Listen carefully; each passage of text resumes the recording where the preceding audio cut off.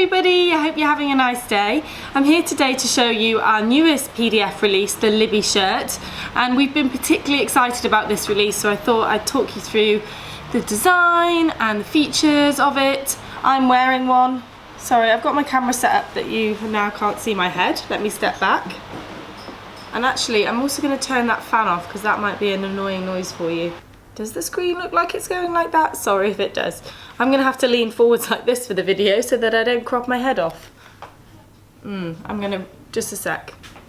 There, I'm chopping off a bit of my head, not as bad. So I'm wearing it. Here it is in this lovely crepe georgette with its kind of a peachy colour with little fine black polka dots.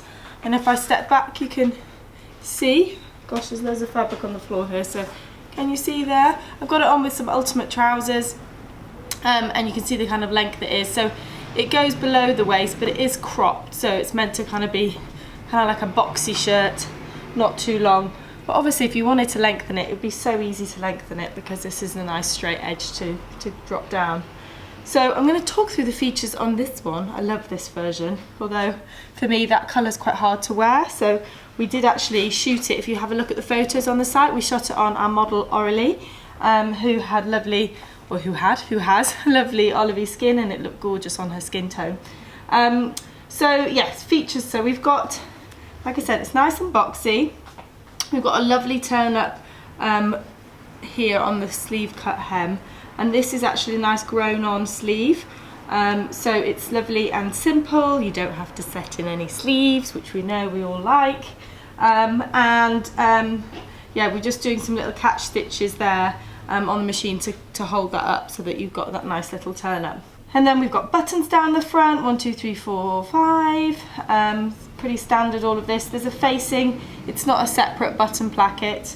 So there's a facing that comes round the lapel here. And then a separate collar facing. And so the trickiest thing is the collar, because it's kind of got a collar stand, but it also hasn't. So I'm going to turn it round, and so you can see. So it's a collar stand here, but it sort of grades down to nothing. So what that does is that gives the collar height at the back, but then it means that it allows for the front to be like this. So not to have that classic collar stand that fastens with a button at the front, so it works into the lapel. So it's kind of a slightly vintagey looking here, but it's nice that it's got that height there, because unlike something like, so imagine if you think about the Alex shirt dress, that collar does sit flat, it doesn't raise up, and that's because it doesn't have that. So the trickiest part when you're putting this together is definitely the collar at the back, this area, basically putting this on. But apart from that, it's a really simple make and relatively quick for a shirt. So yeah, and in terms of what to wear it with, so I've been wearing it with my Mia jeans, I've been wearing it with ultimate trousers. I haven't yet worn it with a skirt, but I think it would look nice with a pencil skirt. And I also think you can have it tucked in. So in some of the images you'll see I've tucked it into some ultimate trousers, but you could also have it loose out. So if it's tucked in, I think it looks a bit more vintage, whereas out it looks a little bit more modern, contemporary. So depending on your style, also depending on the fabric. So the 3 versions we've got, so this version and the other version, I'm going to put some images of me in it now so you can see, and of Aurelie. You can see how different it looks. So basically the kind of rayon version with the flowers looks quite vintage, whereas I think these two don't look vintage at all. So depending on the fabric that you choose will completely change the look of the shirt. This is a nice crepe. This is a slightly lighter crepe. This is a georgette, and then we've also made it in a rayon. So you do want to make it in a fabric that's drapey, because I think if you made it in a cotton, it's not that it wouldn't work, but you wouldn't, the fact that it's sort of boxy, it would just not hang properly and it look a little bit odd and probably not as flattering. So I recommend making it out of something drapey like these. Yeah, that is it. So being a level, I'd say it's about intermediate, but if you haven't made a shirt, it would be a good first shirt to do because it's not got a lot of the complicated shirt features. So it's definitely easier than say our ultimate shirt. but I'd say it's harder than say something like the Molly top, which is, I know it's in a different fabric, but it's a very, very easy, simple top make. So there's the Libby shirt. I'm sorry that I don't get a chance to do this with every PDF release, but as you know, we have a lot of releases, so there's not always time to do it for everyone, but I wanted to make sure I did it with this one. And I think we'll be seeing a lot of the team in them, because I know that when we were coming up with the ideas for this year, there was definitely somebody being like, please can we do a boxy shirt? And then quite a few other people were like, yeah, let's do that. So I'm looking forward to seeing the team makes of it. And also, of course, yours. Don't forget to use the hashtag when you're sharing it. So it will be hashtag SOI Libby shirt. And you can now follow these hashtags, which I know you guys know, but you can follow them on Instagram, and then it makes it really easy to see all that inspiration. Anyway, really hot. I'm also talking at 1,000,000 miles an hour. That's probably not helping. So it's a Wednesday today, and it's a team meeting, hence why I'm in Clapham.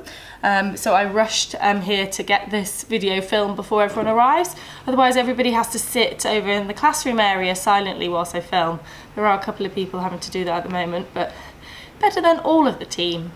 So this week it's all the final stages of my magazine, so I think it's going to print hopefully today, and that will be out at the end of June. So I will be talking more about that on my Instagram at Lisa Comfort, and also about the subscriptions offer. So we'll be running that again.